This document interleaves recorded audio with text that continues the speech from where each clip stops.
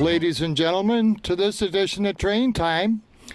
Today we are at the Rhinelander Railroad Museum in Rhinelander, Wisconsin here. They got a wonderful, marvelous model railroad down in the basement. We're going to have a look at that in a minute, but first let's talk for a minute with Joe Pozarski. He's kind of in charge here today, and he's going to tell us all about the museum. All right, joining me now is Joe Pozarski. Did I say that right, Joe? That's right. And we are at the Rhinelander Railroad Museum here with Joe. In just about a minute, we're going to go downstairs and look at this remarkable model train layout they have there. Joe, let's start out. Tell us a little bit about that model train layout in the basement. What do you know about that? Well, it was started about in 1991, 90 or 91 by volunteers of the Model Railroad Club. And they had it built up and in existence for about 6 years. And they had a couple of youngsters that were creating a little problem around. They told them to get out and not come back. And that night, a vehicle going by, people going by, saw smoke coming out of the building.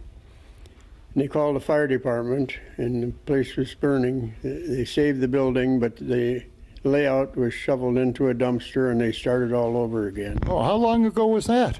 That was about 1996. Oh, okay. So I see they recovered pretty good since then. They've been working real hard. All winter they work on it. They work on it Wednesday when they have work sessions and meetings. And it's come along very well. It's an excellent display. And I think we were chatting a little earlier, and you were telling me that model railroad represents, what, 2 or 3 different rail lines? Yes, it represents the 3 railroads that were running through the city in 1940.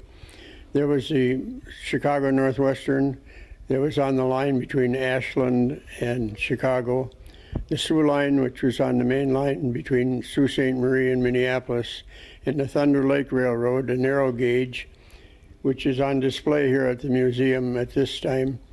And there's a duplicate of that in model was running on the train, on the track in the basement at this time. All right, and right now, let's go downstairs and take a look at that outstanding model railroad.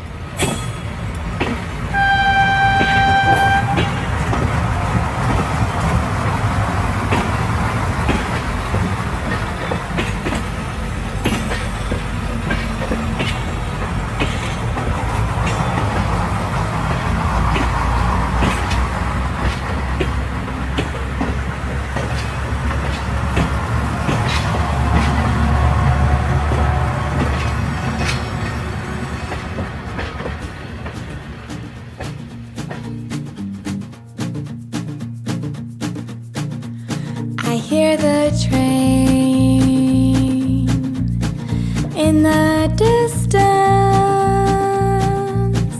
Woo, woo.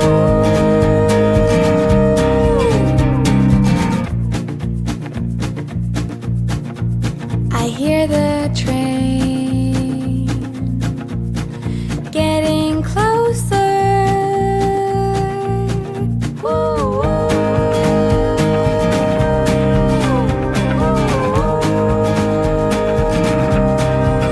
And I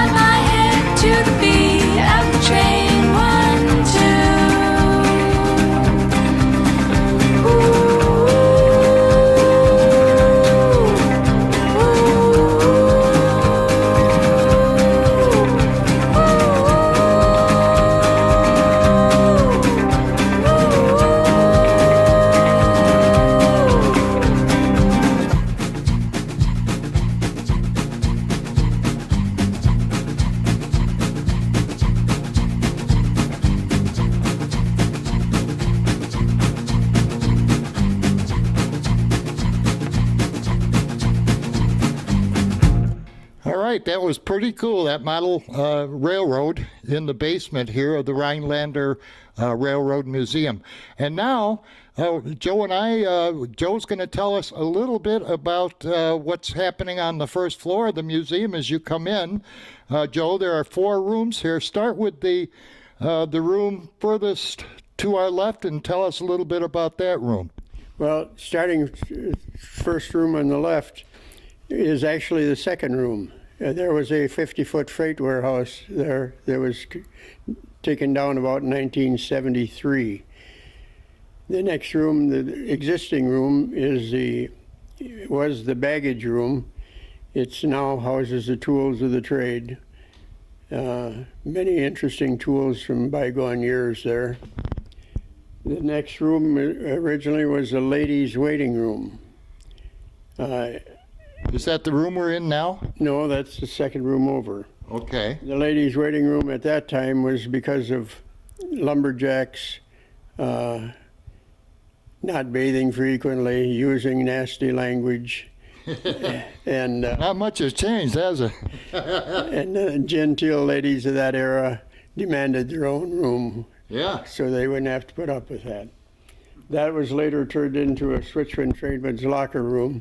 There was concrete on the floor, showers, lockers, toilets, and the volunteers jerked all that out. They found some hardwood flooring in the house being torn down and replaced the floor. The next room, the one we're sitting in, was the business office. That was a busy place. The one window is where you bought your tickets. The other window is you got your freight bill. There was a telegraph operator, a yard clerk, a billing clerk, cashier. The warehouse foreman worked out of here. Train crews got their orders here. Switch crews got their instructions here. And this was very active. The next room over was the main waiting room. Originally, it was pretty much what you see now. And it was improved by adding men's and ladies' toilets. There was an office there for the division officer who was assigned to the Rhinelander territory.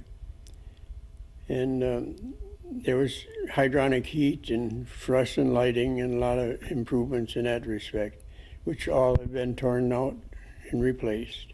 Well, that was very interesting, Joe. I want to thank you very much for taking the time to talk with us today and giving us a little tour of this outstanding Rhinelander Railroad Museum. And before we go, just for some of the folks that may be watching at home, can you give us like the operating hours, and does it cost anything to come here and see the museum if some of the folks might be coming to the Rhinelander area on vacation?